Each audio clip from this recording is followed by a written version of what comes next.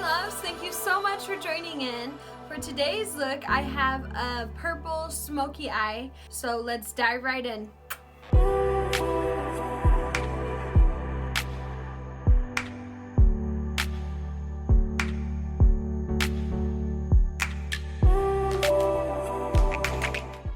Diving right into the look, I used my R39 and tapped into my Ruby Obsessions Huda Beauty palette, and I used the shade in the middle, that peachy shade.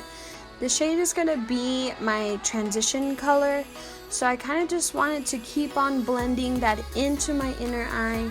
Then used my R39 to blend upward and just take off any lines that I had from that first layer.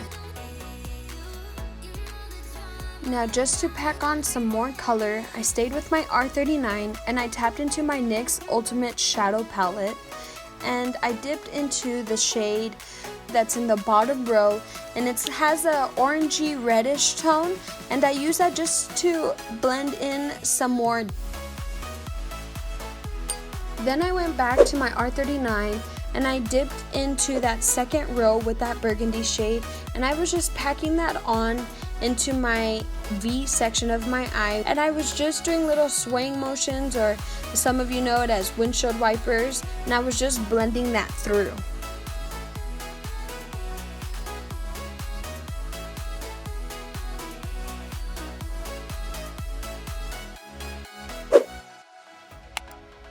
With my R37, I dipped into the third row with that light brown with a hint of purple color, and I started packing that on. Then I went back to my R39 and I dipped into that second row with that burgundy shade, and I was just packing that on into my V section of my eye. After packing that on throughout my eye, I then grabbed my R41 to dip back into that second row, but with the burgundy color that's a little bit darker, and I just packed that into the V section of my eye. Okay, so I noticed I needed a little more burgundy for the outside, so I just grabbed my R39 and grabbed a little bit of product and I put that on in the outer section. So just remember, if you ever need to touch up on a step, that is totally fine. Okay, now for the fun part. I got my R41 and I dipped into my Studio Makeup On The Go eyeshadow palette, and I dipped into that black color and I put that in the little V section of my eye, and I just kept on blending throughout that section. I didn't want to go out and blend out the black anymore. I just wanted to have a nice black touch at the end of my eye, so no real harsh blending, just very softly. Now with my R42, I wanted to brighten up my inner eye, so I went back to my NYX palette and dipped into that white shade and just applied that to my inner corner. Now for my lower lash line, I did the same exact steps as I did for my upper lid. Now, important thing is that many people don't think that you need transition colors or anything like that for your lower lash line.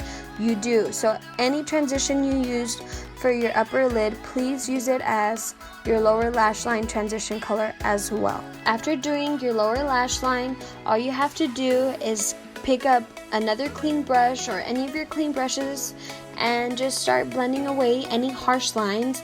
And then after that, you can do a cute little winged eyeliner and add some mascara and some beautiful lashes. Okay, Misa Modas, this is the final look.